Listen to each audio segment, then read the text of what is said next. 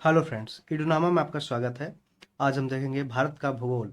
यहाँ पे इस चैप्टर में दिया गया है महत्वपूर्ण 500 प्लस वन लाइनर प्रश्न का ये संग्रह है और ये आने वाले दरोगा एग्जाम 69th बीपीएससी पीटी और जितने रेलवे और जितने भी वनडे एग्जाम्स है उसके लिए काफ़ी इम्पोर्टेंट साबित होगी। आप कृपया वीडियो को अंत तक देखते रहें और इसमें आपको बहुत सारे क्वेश्चंस एग्जाम में देखने को मिलेंगे। आइए तो हम शुरुआत करते हैं। तो वन लाइनर ज्योग्राफी का शुरुआत करते हैं। पहला क्वेश्चन है, भारत की मुख्य भूमि का अक्षांश किस के बीच फैला हुआ है? ये 8 डिग्री 4 इंच उत्तर और 37 डिग्री 6 मिनट उत्तर के बीच फैला हुआ है। तो 8 84 से 37 84 से 376 याद रखेंगे क्योंकि क्वेश्चन अभी इधर होगा एग्जाम में पूछा गया था। ठीक है कि 8 डिग्री 4 मिनट उत्तर और 37 डिग्री 6 मिनट उत्तर। यहाँ पे ध्यान रखिएगा दोनों नॉर्थ में है डिस्टेंस। भारत के स्थलाकृतिक मानचित्र कौन सा संगठन बनाता है? ये भारतीय सर्वेक्षण सर्वे ऑफ इंडिया बनाता है, जो ज्योग्राफिकल मैप बनाता है भारत का, और इसका देहरादून में हेडक्वार्टर है।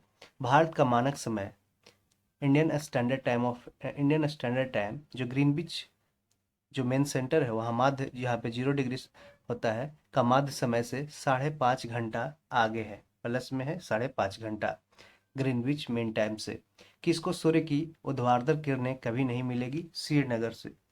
किसको सूर्य की ऊर्ध्वाधर माने वर्टिकल वर्टिकल रेज कभी नहीं मिलेगी? श्रीनगर। भारत के दक्षिण में सबसे दूरस्थ स्थल कौन सा है? इंदिरा पॉइंट है। भारत के सबसे दक्षिण में दूरस्थ स्थल है इंदिरा पॉइंट। आगे देखते हैं कि भारत का क्षेत्रफल पाकिस्तान से लगभग कितना बड़ा है? तो ये ध्यान रखिएगा आप कि ये 4 गुना है। भारत का क्षेत्रफल है पाकिस्तान से लगभग 4 गुना बड़ा है। किस देश के साथ भारत की अंतर्राष्ट्रीय सीमा नहीं लगती है? श्रीलंका के साथ अंतर्राष्ट्रीय सीमा नहीं लगती है। पाक जल संधि किन दो देशों के बीच है? भारत और श्रीलंका के बीच पाक जल संधि है। हिमाचल प्रदेश के किस जिले की सीमा चीन के साथ सीमा बनाती है? किन्नौर जिले की हिमाचल प्रदेश की सीमा चीन से सीमा बनाती है। राज्यों के किस समूह के साथ नागालैंड की साझी सीमाएं हैं? अरुणाचल प्रदेश, असम और मणिपुर। राज्यों के किस समूह के साथ नागालैंड की साझी सीमा है? अरुणाचल प्रदेश, असम और मणिपुर है जो नागालैंड से सीमा बनाती है। भारत के किस देश के साथ अपने सीमा मानचित्रों की अदला बदली की गई थी? बांग्लादेश के साथ। भारत में यहाँ ध्यान रखेंगे भारत में 9 तटीय राज्य हैं। ठीक है, भारत में 9 तटीय कितने तटीय राज्य कोस्टल स्टेट्स है? 9। ये दरोगा मेंस में एग्जाम पूछा गया है कि कितने तटीय राज्य है? 9 है। किंतु आधे से अधिक समुद्री नमक गुजरात के तट पर बनाया जाता है। बोल रहा है कि भारत में 9 तटीय राज्य है किंतु आधा से जो अधिक है समुद्री नमक वो गुजरात के तट पर बनाया जाता है। ऐसा क्यों? क्योंकि कम वर्षा और अपेक्षित आर्द्रता समुद्री जल के वाष्पन द्वारा नमक के उत्पादन के लिए आदर्श है। कम वर्षा, लेस रेनफॉल और अपेक्षित आर्द्रता रिलेटिव ह्यूमिडिटी है जो इसका इसके लिए आदर्श है। किस राज्य की भूमि भारत के पूर्वी और पश्चिमी तटों पर है? पांडिचेरी एक यूनियन टेरिटरी है जो भारत के पूर्वी और पश्चिमी तटों पर है। भारत के किस राज्य का क्षेत्रफल सबसे अधिक है? राजस्थान का क्षेत्रफल सबसे अधिक है। भारत की तट रेखा कितनी है? 7516.6 किलोमीटर। भारत की तट रेखा है 7516.6 किलोमीटर। लक्षद्वीप में कितने द्वीप समूह है? टोटल 36 है। लक्षद्वीप में अंडमान निकोबार द्वीप में गद्दीदार चोटी सैडल पीक कहाँ स्थित है? नॉर्थ अंडमान में, उत्तरी अंडमान में। आंध्र प्रदेश और तमिलनाडु के तटीय भूभाग को क्या कहते हैं? कोरोमंडल तट। आंध्र प्रदेश और तमिलनाडु के तटीय भूभाग को कहते हैं कोरोमंडल तट, और केरल और तमिलनाडु के तटीय भूभाग को कहते हैं मालाबार तट। कोंकण तट कहाँ से कहाँ तक विस्तृत है? ये दमन से गोवा तक है। दमन से गोवा तक है कोंकण तट। भारत का कौन सा संघ शासित प्रदेश ऐसा है जिसमें 4 जिले हैं किंतु उसमें उसके किसी भी जिले की सीमा उसके किसी अन्य जिले की सीमा से नहीं लगती है? तो ये पांडिचेरी है जो यूनियन टेरिटरी है। झीलों के अध्ययन को क्या कहते हैं? लिम्नोलॉजी बोलते हैं। झीलों के अध्ययन को लिम्नोलॉजी बोलते हैं। एल से याद रखिएगा, लेक्स होता है तो इसलिए लेक्स का अध्ययन, लिम्नोलॉजी होता है, लॉजी मतलब स्टडी होता है। कुल्लू घाटी किसके बीच स्थित है? ये धौलाधर और पीर पंजाल के बीच स्थित है। कुल्लू घाटी हिमाचल प्रदेश में है। कुल्लू घाटी किसके बीच स्थित है? धौलाधर और पीर पंजाल में स्थित है। पिपली घाट दर्रा किस पर्वतीय भाग में स्थित है? अरावली राजस्थान में। पिपली घाट दर्रा किस पर्वतीय भाग में स्थित है? अरावली। किस हिमालयन चोटी को सागर माथा भी कहते हैं? माउंट एवरेस्ट को। इसको नेपाल में सागर माथा बोला जाता है, माउंट एवरेस्ट को। गॉडविन ऑस्टिन क्या है? यह एक शिखर है, एक समिट है। गॉडविन ऑस्टिन कीट। बृहत्तर हिमालय ऑटर हिमालय का दूसरा नाम क्या है? हिमाद्री। बृहत्तर बृहत्तर सबसे बड़ा हिमालय का दूसरा नाम क्या है? हिमाद्री, ग्रेट हिमालय। नागतीवा और महाभारत पर्वत मालाएं किसमें शामिल होते हैं? ये लोअर हिमालय, निम्न हिमालय में। नागतीवा लेसर हिमालय। नागतीवा और महाभारत पर्वत मालाएं किसमें शामिल है? ये लेसर हिमालय, निम्न हिमालय में। सह्याद्री पर्वत श्रृंखला का अन्य नाम क्या है? ये पश्चिमी घाट बोलते हैं इसे, वेस्टर्न घाट, सह्याद्री। भारत का सबसे ऊंचा पठार कौन सा है? लद्दाख का पठार सबसे ऊंचा पठार है। प्रायद्वीपीय भारत में उच्चतम पर्वत चोटी कौन सा है? अनाई है। ये अभी दरोगा एग्जाम में पूछा गया कि प्रायद्वीपीय भारत में उच्चतम पर्वत चोटी कौन सी है? अनाई है।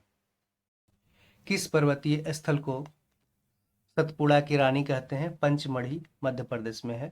किस पर्वतीय स्थल को सतपुड़ा की रानी बोलते हैं? पंचमढ़ी को, जो मध्य प्रदेश में। लोकटक क्या है? एक झील है जो मणिपुर में है।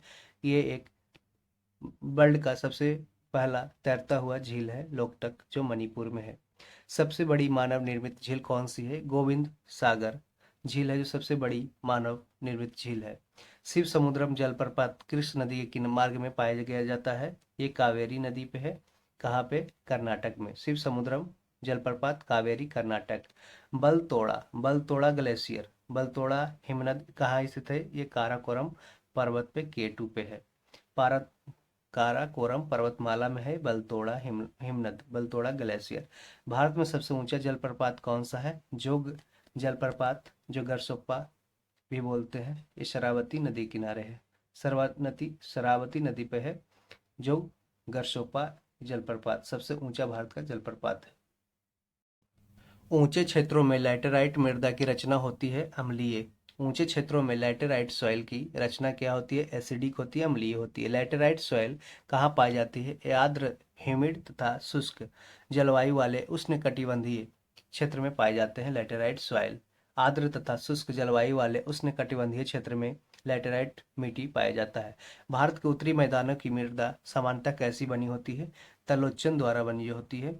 भारत के उत्तरी मैदानों की मृदा सामान्यतः बनी होती तलोचन के द्वारा, जो माने कि हाई लिफ्ट इरोजन के द्वारा बनी होती, जो ऊपर की ओर भूमि उठती है। वह फसल जो जलोढ़ मिट्टी में उगती है और जिसके लिए प्रचुर मात्रा में पानी की आवश्यकता होती है, वो है चावल। व्यर्थ भूमि चावल किस मिट्टी में होती है? जलोढ़ मिट्टी, एलोवियल सॉइल में होती है, जिसे दोमट मिट्टी भी बोलते हैं। व्यर्थ भूमि के अंतर्गत अधिकतम क्षेत्र वाला राज्य कौन है? ये राजस्थान है। व्यर्थ भूमि जो वेस्टलैंड के अंतर्गत अधिकतम क्षेत्र वाला राज्य है राजस्थान। मृदा की लवणता मापी जाती है चालकता मापी से। मृदा की लवणता मापी जाती है किससे? चालकता मापी से। भारत के भूभाग के कितने प्रतिशत भाग पर वर्ष में 75 सेंटीमीटर से कम वर्षा होती है? 35%। भारत के भूभाग के 35% भाग पर वर्ष में 75 सेंटीमीटर से कम वर्षा होती है। भारत की जलवायु कैसी है? मानसूनी जलवायु है।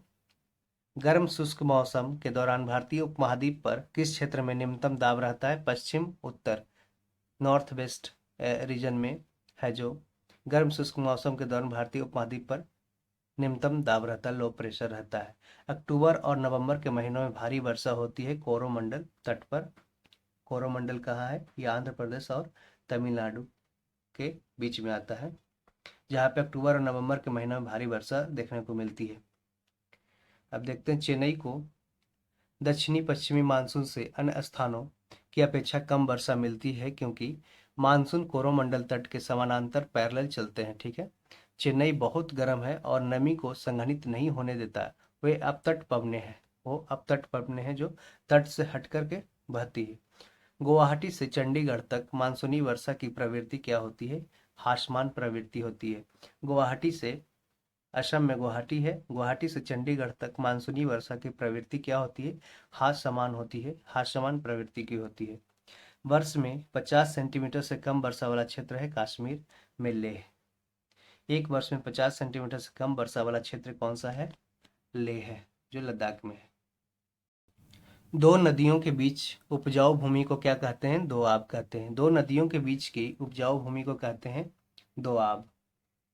और भारतीय प्रायद्वीप की सबसे लंबी नदी कौन सी है? गोदावरी है। भारतीय प्रायद्वीप की सबसे लंबी नदी कौन सी है? गोदावरी। किस नदी को किस नदी को दक्षिण गंगा कहा जाता है? गोदावरी को दक्षिणी गंगा बोला जाता है। किस नदी का स्रोत भारत से बाहर है? ब्रह्मपुत्र का स्रोत बाहर है भारत से। सिंधु नदी का उद्गम होता है कैलाश पर्वत माला से। कैलाश पर्वत माला से सिंधु नदी इंडस रिवर का उद्गम होता है। भारत में कौन सी नदी विभ्रंश घाटी रिफ्ट वैली में बहती है? नर्मदा है, ताप्ती है, दामोदर है, यहाँ पे माही नदी भी है। ये सब है जो विभ्रंश घाटी में बहती है। नर्मदा, ताप्ती, ये दो नदियां हैं जो वेस्टर्न फ्लोइंग रिवर है, जो अरब सागर में गिरती है। और दामोदर है जो ईस्टर्न फ्लोइंग रिवर है, जो बंगाल की खाड़ी में गिरती है। और भागीरथी और अलकनंदा का संगम कहाँ होता है? ये देवप्रयाग में होता है। भागीरथी जिसे गंगा बोलते हैं, भागीरथी और अलकनंदा का संगम देवप्रयाग में होता है। कौन सी नदी अपना रास्ता बदलते रहने के लिए प्रसिद्ध है? कोसी, जिसे बिहार का शोक भी बोला जाता है। कौन सी नदी ज्वार नदमुख एस्चुरी बनाती है? नर्मदा है जो ज्वार नदमुख एस्चुरी बनाती है, जबकि ये डेल्टा का निर्माण नहीं करती है, डेल्टा नहीं बनाती है। ठीक है, जो भी अरब सागर में नदियां गिरती है वो डेल्टा का निर्माण नहीं करती है, जबकि वो एस्चुरी नदमुख का निर्माण करती है। जबकि बंगाल की खाड़ी में गिरने वाली नदियां सारी, जैसे गोदावरी, कृष्णा, ब्रह्मपुत्रा, गंगा, ये सब सारे हैं जो डेल्टा बनाती है। सतपुड़ा और विंध्य के बीच कौन सी नदी बहती है? नर्मदा। सतपुड़ा और विंध्य हिमालय के बीच, विंध्य पर्वत के बीच कौन सी नदी बहती है? नर्मदा नदी बहती है। ये है जो बेस्ट फ्लोइंग रिवर है, अरेबियन सी में गिरती है। सूरत किस नदी के तट पर स्थित है? ताप्ती नदी के तट पर स्थित है। भारत को किस नदी का अंतर्देशीय जल निकास है? लूनी। भारत की किस नदी का अंतर्देशीय जल निकास है? लूनी नदी, जो राजस्थान में है।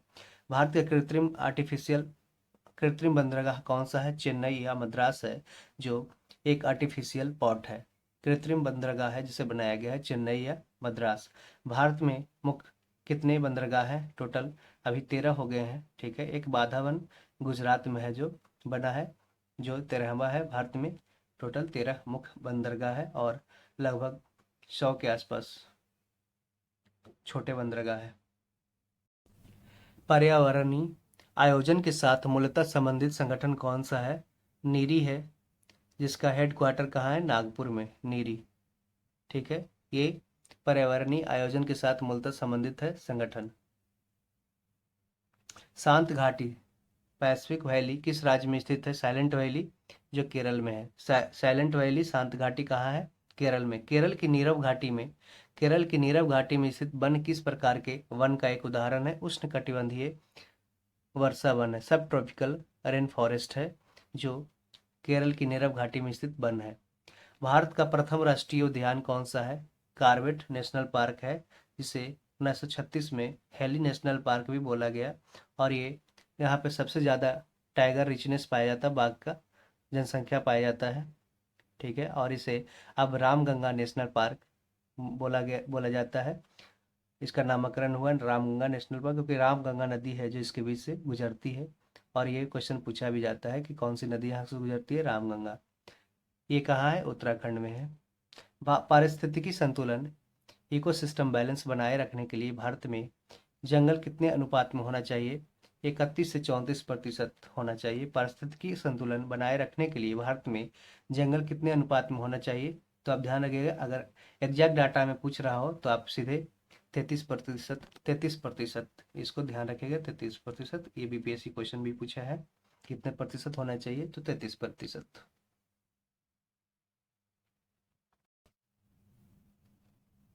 गंगा डेल्टा के मैंग्रोव वनों की क्या कहा जाता है? सुंदरबन डेल्टा बोला जाता है गंगा डेल्टा के मैंग्रोव फॉरेस्ट को। हरियाणा में सुविज्ञात पक्षी विहार कौन सा है? सुल्तानपुर है, सुल्तानपुर। सुल्तानपुर पक्षी विहार कहाँ है? हरियाणा में है। ये दरोगा में क्वेश्चन पूछा था, सुल्तानपुर पक्षी विहार कहाँ है? हरियाणा में। एकमात्र सेंचुरी है जहाँ कश्मीरी महामृग, कश्मीरी स्टैग पाया जाता है, ये दाचीग्राम। दाचीग्राम जम्मू कश्मीर में है, दाचीग्राम। प्रसिद्ध गिर वन कहाँ है? गुजरात में, जो एशियन सिंह के लिए, एशियाटिक सिंह लायन के लिए फेमस है, गिर वन, गिर फॉरेस्ट। मैंग्रोव क्या होता है? ये डेल्टाई फॉरेस्ट होता है, जहाँ पे ब्रह्मपुत्र, गंगा आदि नदियाँ गिरती है तो वहाँ पे जमीन का निर्माण करती है और वहीं से एक मैंग्रोव फॉरेस्ट उत्पन्न होता है, जो तूफान आदि आने में वहाँ पे पेड़ पौधों को बचाता है। वर्षा वन इसे बोलते हैं, ये वर्षा रेन फॉरेस्ट होता है, उष्णकटिबंधीय फॉरेस्ट भी बोलते हैं इसे, सब ट्रॉपिकल रेन फॉरेस्ट।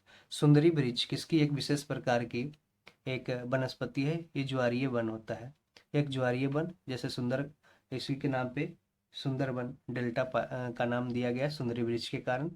ये एक ज्वारीय वन है, ठीक है। जीव मंडल आरक्षित क्षेत्रों, बायोमंडल,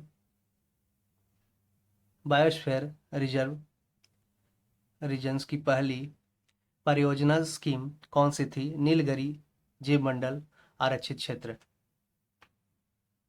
नीलगिरी जो तमिलनाडु में है, ठीक है, तमिलनाडु, कर्नाटक और केरल के बॉर्डर पे है। जीव मंडल आरक्षित क्षेत्रों की पहली परियोजना थी नीलगिरी जीव मंडल आरक्षित क्षेत्र। किसे वैश्विक विरासत वन, वर्ल्ड हेरिटेज फॉरेस्ट माना जाता है? असम में काजीरंगा को और पश्चिम बंगाल में सुंदरबन को एक वर्ल्ड हेरिटेज फॉरेस्ट माना जाता है। काजीरंगा राष्ट्रीय उद्यान कहाँ किसके लिए प्रसिद्ध है? गैंडा के लिए प्रसिद्ध है। वन हॉर्न राइनोसरस के लिए प्रसिद्ध है, जो कहाँ है? असम में, काजीरंगा, जहाँ पे अभी हाल ही में गज उत्सव मनाया गया। भारत में समुद्री गाय सी काऊ किसके बायो रिजर्व क्षेत्र में पाई जाती है? मन्नार की खाड़ी में। भारत में समुद्री गाय किसके बायो रिजर्व क्षेत्र में पाई जाती है? मन्नार की खाड़ी में। मध्य प्रदेश का शिवपुरी राष्ट्रीय पार्क किसके लिए महत्वपूर्ण है? तेंदुआ और चीतल के लिए, तेंदुआ और चीतल के लिए, लेपर्ड और चीतल के लिए प्रसिद्ध है शिवपुरी राष्ट्रीय पार्क, जो मध्य प्रदेश में है। कान्हा नेशनल पार्क कहाँ स्थित है? मध्य प्रदेश में, कान्हा नेशनल पार्क। विश्व का एकमात्र पलावी राष्ट्रीय पार्क, वर्ल्ड का एकमात्र फ्लोटिंग नेशनल पार्क कहाँ है? मणिपुर में, लोकटक झील है, लोकटक लेक, मणिपुर। विश्व का एकमात्र तैरता हुआ राष्ट्रीय उद्यान केबुल लामजाओ जिसे बोलते हैं, वो मणिपुर में है। ये सेम क्वेश्चन है, केबुल लामजाओ, मणिपुर। भारत में वर्षा वन पाए जाते हैं उत्तर पूर्वी हिमालय और पश्चिमी घाट में। भारत में रेन फॉरेस्ट कहाँ पाए जाते हैं? नॉर्थ ईस्ट हिमालय और पश्चिमी घाट में। मुदुमलाई वन्य प्राणी सेंचुरी किस राज्य में स्थित है? ये कर्नाटक, तमिलनाडु और केरल। मुदुमलाई टाइगर रिजर्व कहाँ है? सेंचुरी कहाँ है? कर्नाटक, तमिलनाडु और केरल में मुदुमलाई। ऐसे मान लिए तमिलनाडु में मुदुमलाई टाइगर रिजर्व, ये सेंचुरी है, तो ये कर्नाटक, तमिलनाडु, केरल तीन स्टेट में है, और जबकि मुदुमलाई टाइगर रिजर्व सिर्फ तमिलनाडु में है। भारत में प्रथम जैव मंडल रिजर्व, फर्स्ट बायोस्फीयर रिजर्व की स्थापना कहाँ हुई थी? नीलगिरी में। भारत में कितने पारिस्थितिकी हॉटस्पॉट हैं? 4 हैं। भारत में कितने बायो इकोलॉजिकल हॉटस्पॉट हैं? 4 हैं। नेपाल में कौन सा राष्ट्रीय उद्यान भारत के वाल्मीकि राष्ट्रीय उद्यान की निरंतरता है? चितवन राष्ट्रीय उद्यान। यही पूछा था क्वेश्चन कि चितवन राष्ट्रीय उद्यान कहाँ है, तो ये नेपाल में है। जो भारत के वाल्मीकि राष्ट्रीय उद्यान जो कि है कहाँ? वाल्मीकि राष्ट्रीय उद्यान कहाँ है? बिहार में, बिहार के पश्चिमी चंपारण में है। चंदन के पेड़ों के लिए किस प्रकार का जंगल उपयुक्त है? उष्णकटिबंधीय पर्णपाती, सब ट्रॉपिकल सबडिसिडियस फॉरेस्ट है, जो पर्ण पत्तों को हर एक साल गिराते रहती है, सीजन बाय सीजन, जो चंदन के पेड़ों के लिए उपयुक्त है। क्रिकेट बैट के लिए बीलो कहाँ से प्राप्त होता है? इस शंकु बृक्षी वन से। जो पेड़ इस तरीके से है वो है जो उसी से है, जो क्रिकेट बैट के लिए बीलो मैंने लकड़ी वहां से प्राप्त होता है, शंकु वृक्ष वन के कारण। कुगटी वन पशु विहार किस राज्य में स्थित है? हिमाचल प्रदेश में। कुगटी वन पशु विहार किस राज्य में है? हिमाचल प्रदेश में। वैश्विक तापमान ग्लोबल टेम्परेचर के फलस्वरूप हो सकता है क्या? समुद्र तल में ग्लोबल वार्मिंग से क्या होगा? समुद्र तट में वृद्धि हो जाएगा, फसल के स्वरूप में परिवर्तन हो जाएगा, तट रेखा में परिवर्तन हो सकता है। चिपको आंदोलन किससे संबंधित है? ये वन संरक्षण से संबंधित है। झूम कृषि अभी भी कहाँ प्रचलित है? मिजोरम में, नागालैंड में, मणिपुर में। एम याद रखिएगा, मणिपुर, मिजोरम और नागालैंड में अभी भी झूम कृषि प्रचलित है। भारत में और बाकी हर जगह से इसे एक रिस्ट्रिक्ट कर दिया गया है, रोक दिया गया, और या तो लिमिटेड कर दिया गया है। भारत में किस जाति की गेहूं की खेती की जाती है? ये ब्रेड गेहूं। भारत में किस जाति के गेहूं की खेती की जाती है? ब्रेड गेहूं की। अंतर्वर्तीय फसल क्या है? इंटरक्रॉपिंग क्या है? प्रतिस्थापित फसलों जो तब रोपित की जाती है जब नियमित फसलें उगने में असफल हो जाए। अंतर्वर्ती फसल क्या है? प्रतिस्थापित फसलें जो तब रोपित की जाती है जब नियमित फसलें उगने में असफल हो जाए। रबी फसल के मौसम में भारत कौन सी फसल समूह उगाई जाती है? गेहूं, सरसों और चना।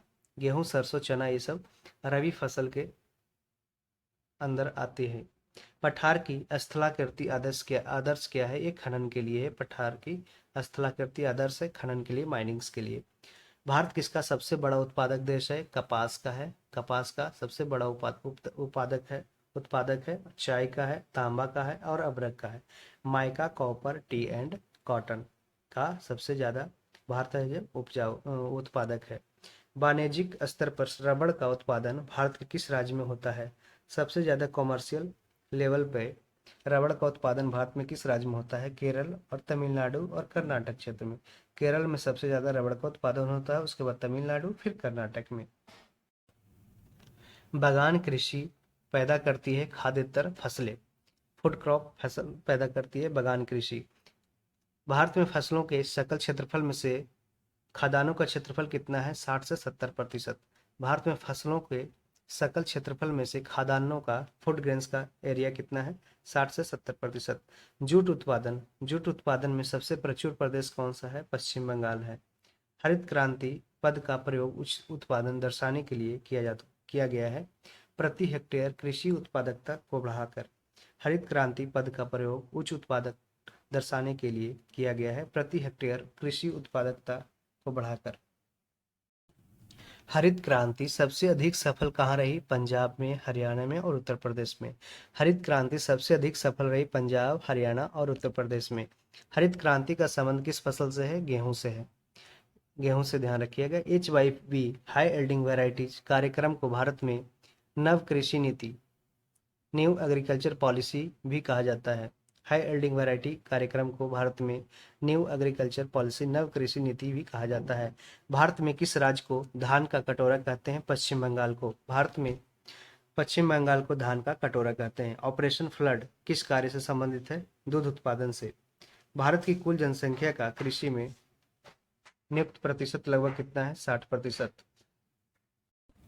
भारत में पीत क्रांति, येलो रिवॉल्यूशन का संबंध किससे है? तिलहन के उत्पादन के साथ।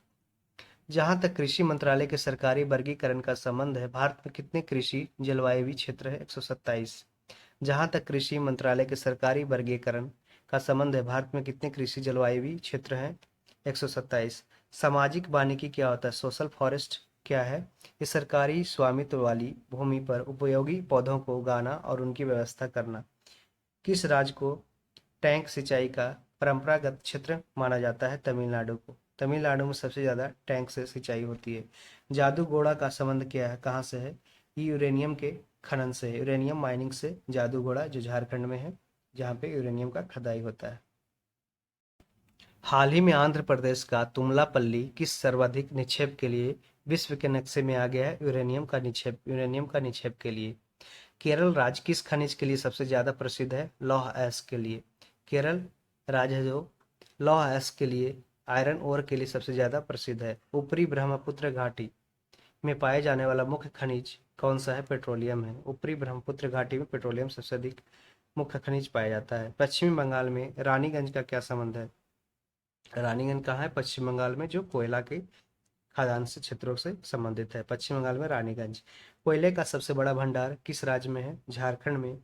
और यहाँ पे ध्यान रखिएगा, झारखंड में धनबाद को कोयला का डायमंड सिटी भी बोला जाता है, कोल सिटी बोला जाता है धनबाद को। पन्ना मध्य प्रदेश में एक बहुत महत्वपूर्ण स्थान है। यह किसके खनन के लिए प्रसिद्ध है? हीरा डायमंड के लिए पन्ना मध्य प्रदेश। कुद्रेमुख के पाइपलाइन द्वारा ले जाए जा रहे लौह अयस्क का गंतव्य स्थान कौन सा है? मंगलौर। मंगलौर कहाँ है? ये कर्नाटक में एक पोर्ट है। कुद्रेमुख कहाँ है? कर्नाटक में। कुद्रेमुख से पाइपलाइन द्वारा ले जाए जा रहे लौह अयस्क का आयरन ओर का कुद्रेमुख ध्यान रखिएगा, और यूरेनियम का जादूगोड़ा झारखंड का गंतव्य स्थान है मंगलौर। खेतड़ी किस लिए प्रसिद्ध है? तांबा के लिए, जो राजस्थान में खेतड़ी कॉपर के लिए। असम राज्य में काम कर रही तेल परिष्करण शालाएं, रिफाइनरी तेल ऑयल रिफाइनिंग की संख्या कितनी है? 4 है।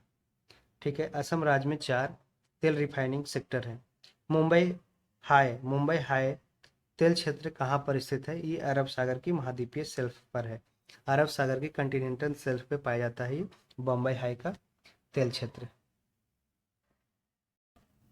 मुंबई हाई जो है, जो अरब सागर के महाद्वीपीय शेल्फ में है, जो तेल क्षेत्र के लिए प्रसिद्ध है। इस समय भारत में कच्चे पेट्रोलियम का सबसे अधिकतम उत्पादन कौन करता है? अपतटीय मुंबई हाई।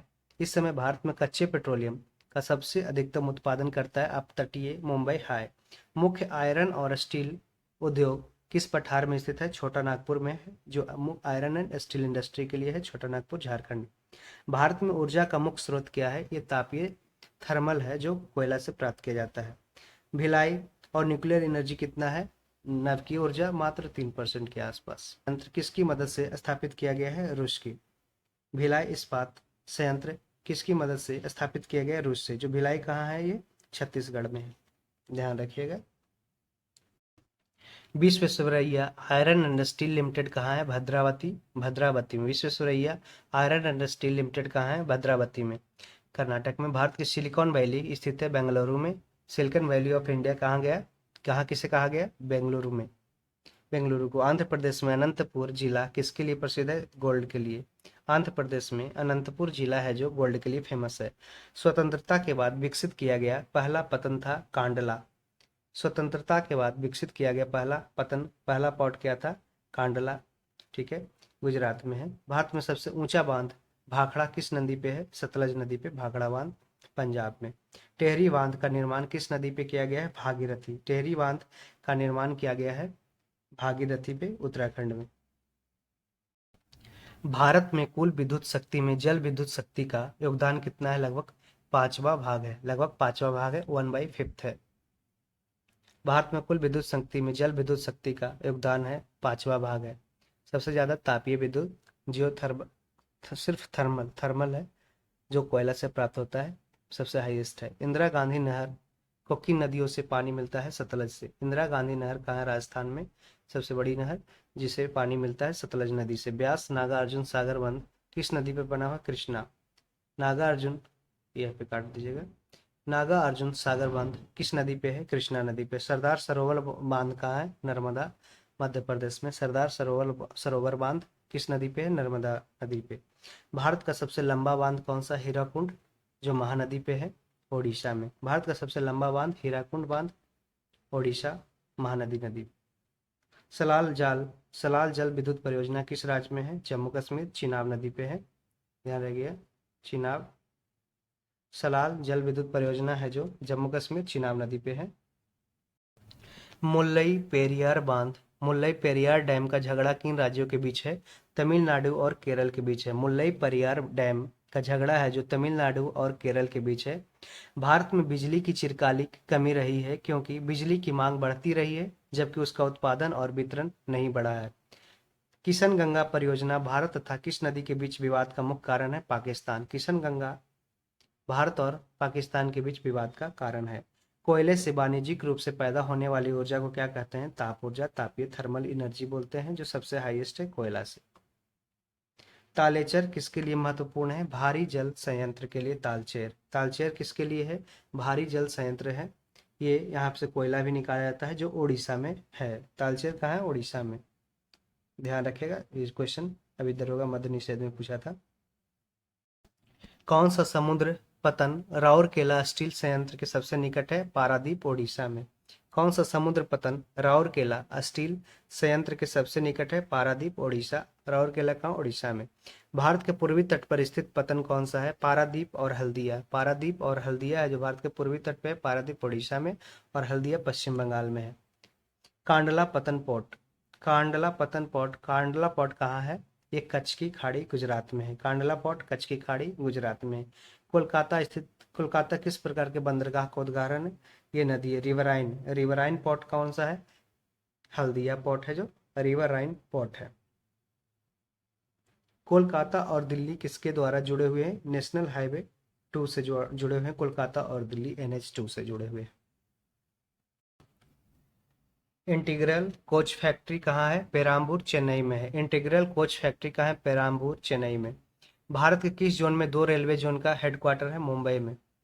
भारत के किस जोन में 2 रेलवे जोन का मुख्यालय है? मुंबई में। कोंकण रेलवे जोड़ती है किसको? रोहा और मंगलौर को। रोहा और मंगलौर को कोंकण रेलवे जोड़ती है रोहा मंगलौर को।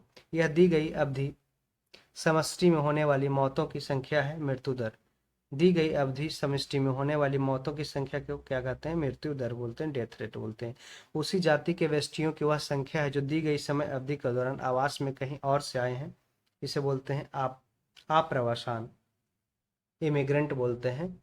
उसी जाति के व्यक्तियों की वह संख्या जो दी गई समय अवधि के दौरान आवास में कहीं और से आए हुए हैं, उसे आप्रवासन बोलते हैं या इमिग्रेंट बोलते हैं। जन्म दर मापती है एक वर्ष के दौरान जन्मों की संख्या प्रति 1000 आबादी। 1000 आबादी जन्म दर, बर्थ रेट मापती है कि एक वर्ष के दौरान जन्मों की संख्या प्रति 1000 आबादी पे कितनी हुई है। भारत का सबसे घनी आबादी वाला राज्य है उत्तर प्रदेश। सबसे घनी आबादी वाला राज्य, यहाँ पे सुधार कर लीजिएगा। भारत का सबसे घनी आबादी वाला राज्य है, सबसे ज़्यादा, यहाँ पे घनी नहीं बोल सकते, या सबसे ज़्यादा आबादी वाला राज्य है उत्तर प्रदेश। उस राज्य का नाम बताएं जिसमें जनघनत्व, ठीक है, जनघनत्व सबसे कम है अरुणाचल प्रदेश, सिर्फ 17 है। ध्यान रखिएगा 17 है जो पर किलोमीटर स्क्वायर में पाया भी जाता है। और जबकि सबसे ज़्यादा कहाँ है? बिहार में 1126 है जो पर किलोमीटर स्क्वायर में रहते हैं लोग। 2001 की जनगणना के अनुसार जनसंख्या का अधिकतम घनत्व किस राज्य का है? दिल्ली का। ये देखिए क्वेश्चन हाल ही में MTS में क्वेश्चन पूछा गया कि जनसंख्या का अधिकतम घनत्व कहाँ है? दिल्ली में। भारत की जनसंख्या में ऋणात्मक वृद्धि दर, निगेटिव ग्रोथ रेट किस दशक में दर्ज की गई? 1911 से 1921 में। 1911 में निगेटिव ग्रोथ रेट दर्ज की गई भारत की जनसंख्या में। कौन सा संघ राज्य क्षेत्र बालक और बालिका अनुपात के child and girls boys and girls sex ratio के सबसे निचले हिस्से पर है? Chandigarh. Chandigarh male and female ratio में सबसे ज़्यादा कम है कहाँ? चंडीगढ़ में। पिछली जनगणना 2001 में जनसंख्या वृद्धि की सबसे अधिक दर भारत के किन राज्यों ने दर्ज की? नागालैंड ने। पिछली जनगणना 2001 में जनसंख्या वृद्धि की सबसे अधिक दर भारत के किन राज्यों ने दर्ज की? नागालैंड ने। भारत के किस राज्य में गरीबों का प्रतिशत सबसे अधिक है? ओडिशा में। ओडिशा में सबसे ज़्यादा गरीब का प्रतिशत है। वर्ष 2001 की जनगणना के अनुसार 1991 से 2001 की अवधि के दौरान जनसंख्या की औसत वार्षिक वृद्धि दर है 1.93%। नवीनतम अनुमानों के अनुसार भारत में साक्षरता दर कितना है? लगभग 24%। इसको एक बार अपडेट कर देंगे अगली वीडियो में। भारत में जनसंख्या की त्वरित वृद्धि का प्रमुख कारक क्या है? उच्च जन्म दर और गिरती मृत्यु दर है। भारत में जनसंख्या की त्वरित वृद्धि का प्रमुख कारक क्या है? हाई बर्थ रेट और लो और गिरती मृत्यु दर मैंने फॉलोइंग डेथ रेट। भारत में महिला आबादी की कमी के लिए मुख्य उत्तरदायी कौन सा है? क्या है? सामाजिक कारण है। भारत में महिला आबादी की कमी के लिए मुख्य उत्तरदायी क्या है? सामाजिक कारण। जुलाई 2011 में घोषित जनसंख्या के आंकड़ों के अनुसार शहरी क्षेत्रों की तुलना में ग्रामीण क्षेत्रों में शिशु लिंग अनुपात में कमी है कितना? 4 गुना। शहरी और ग्रामीण क्षेत्रों के शिशु लिंग चाइल्ड सेक्स रेशियो में कितनी कमी? 4 गुना है। किस राज्य में महिला साक्षरता दर सबसे अधिक है? केरल में। और पुरुष साक्षरता दर भी केरल सबसे ज़्यादा है, केरल में। और ओवरऑल टोटल लिटरेसी है सबसे ज़्यादा केरल में ही। कुकी किस राज्य से संबंधित है? कुकी जनजातीय मणिपुर में, मणिपुर से, कुकी मणिपुर। भारत का सबसे बड़ा जनजातीय समुदाय कौन सा है? ये गोंड गलत है, यहाँ पे भील हो जाएगा। सेकंड नंबर पे गोंड आएगा, फर्स्ट नंबर पे भील आएगा। वन महोत्सव किसमें से संबंधित है? वृक्षारोपण से। महोत्सव फॉरेस्ट फेस्टिवल किससे संबंधित है? वृक्षारोपण से। उत्तर भारत में बाढ़ की घटनाएं हाल में क्यों बढ़ी? अपवाह क्षेत्र में वन कटाई में वृद्धि के कारण। उत्तर भारत में बाढ़ की घटनाएं हाल ही में क्यों बढ़ी? क्योंकि अपवाह क्षेत्र में वन कटाई में वृद्धि हो गई, जो पानी को रोकने में असमर्थ रही। मूंगे की चट्टान के संरक्षण के लिए भारत सरकार ने किसे समुद्री पार्क घोषित किया है? कच्छ की खाड़ी के लिए। कच्छ की खाड़ी को मूंगे की चट्टान, रॉक्स ऑफ पर्ल्स के संरक्षण के लिए भारत सरकार ने किसे समुद्री पार्क घोषित किया? मैरीन पार्क घोषित किया है कच्छ की खाड़ी को। किस पर्वतीय स्थल के नाम का अर्थ वज्रपात स्थल है? दार्जिलिंग। दार्जिलिंग। आपातानी कहाँ का मुख्य जनजाति समूह है? अरुणाचल प्रदेश का। अपातनी, अपातनी कहाँ का? अरुणाचल प्रदेश। याद रखिए, आपरा अपातनी। अंटार्कटिका में अनुसंधान करने के लिए भारत सरकार द्वारा स्थापित अनुसंधान केंद्र का नाम क्या है? दक्षिण गंगोत्री। दक्षिण गंगोत्री याद रखिएगा, दक्षिण में क्या है? अंटार्कटिका है, और दक्षिण गंगोत्री अंटार्कटिका को में अनुसंधान केंद्र भारत ने स्थापित किया है। राष्ट्रीय वनस्पति अनुसंधान संस्थान लखनऊ में है, उत्तर प्रदेश। मालदीव का गंभीर पर्यावरण निम्न कोटिकरण अनिवार्यतः किसके कारण माना जाता है? उच्च जनसंख्या घनत्व के कारण। मालदीव का गंभीर पर्यावरण निम्न कोटिकरण अनिवार्यतः किसके कारण माना जाता है? उसका हाई पॉपुलेशन डेंसिटी के कारण। वहाँ पे पॉपुलेशन डेंसिटी ज़्यादा होने के कारण वहाँ पे पर्यावरण का समस्या बहुत गंभीर है। पूर्वी तटीय मैदान का एक अन्य नाम क्या है? कोरोमंडल तटीय मैदान। कोरोमंडल पूर्व तटीय मैदान जो आंध्र प्रदेश और तमिलनाडु साइड है। भारतीय मानक समय इंडियन स्टैंडर्ड टाइम किस रेखांश पर अपनाया जाता है? 82.5 डिग्री ईस्ट रेखांश पे है, लैटिट्यूड पे है। क्षेत्रफल की दृष्टि से भारत संसार का सबसे बड़ा देश है, 7वां देश है। सबसे क्षेत्रफल की दृष्टि में भारत का संसार में सबसे बड़ा 7वां है, और जनसंख्या में सबसे बड़ा है, फर्स्ट पोजीशन पे जनसंख्या में, और क्षेत्रफल में 7वां है। भारतीय उपमहाद्वीपीय मूलतः एक अंग था गोंडवाना लैंड का। इंडियन कंटिनेंट है, इंडियन सब कंटिनेंट मूलतः ओरिजिनली क्या था? एक अंग था गोंडवाना लैंड का। कौन सा देश पाल क्लस्टर से जुड़ा हुआ है? भारत एवं श्रीलंका। भारत की अंतर्राष्ट्रीय सीमा सबसे कम किस देश से साझा करता है? अफगानिस्तान से 106 किलोमीटर। भारत की अंतर्राष्ट्रीय सीमा सबसे कम साझा करती है अफगानिस्तान से। भारत का सबसे बड़ा संघ राज्य क्षेत्र कौन सा है? अंडमान और निकोबार द्वीप समूह सबसे बड़ा संघ राज्य क्षेत्र है, और लक्षद्वीप सबसे छोटा संघ राज्य क्षेत्र है।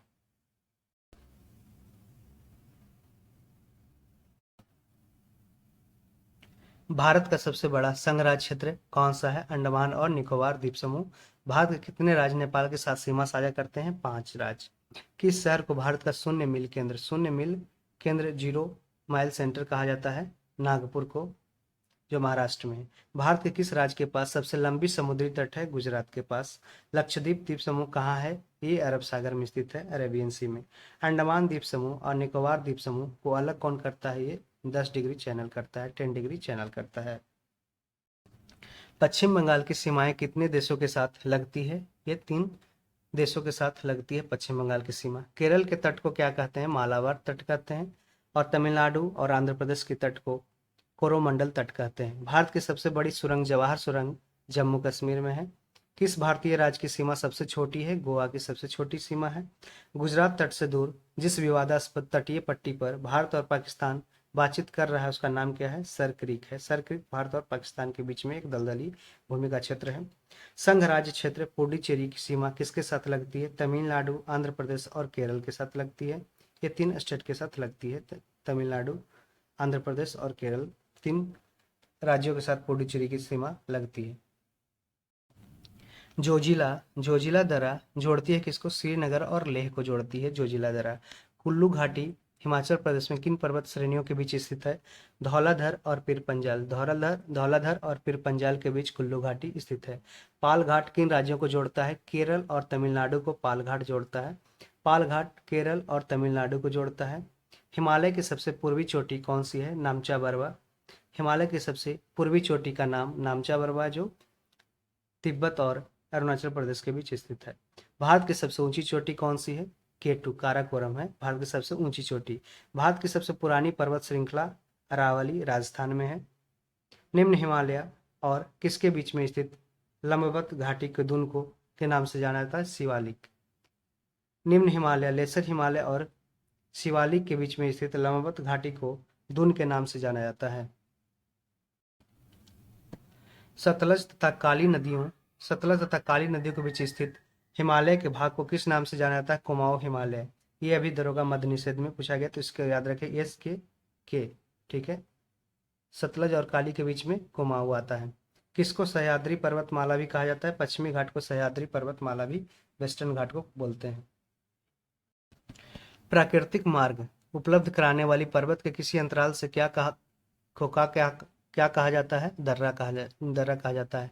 प्राकृतिक मार्ग उपलब्ध कराने वाली पर्वत के किसी अंतराल से को क्या कहा जाता है? दर्रा कहा जाता है। अनायमुड़ी शिखर कहाँ है? ये सह्याद्री में स्थित पश्चिम घाट में स्थित है अनायमुड़ी, जो पेनिनसुलर इंडिया प्रायद्वीपीय भारत की सबसे ऊंची चोटी है। लोकटक झील जिस पर जल विद्युत परियोजना का निर्माण किया गया था, किस राज्य में स्थित है? मणिपुर में। लोनार झील कहाँ स्थित है? महाराष्ट्र में। लोनार लेक महाराष्ट्र में है। नागा, खासी और गारो पहाड़ियाँ कहाँ स्थित है? पूर्वांचल पर्वतमाला में स्थित है, मेघालय में।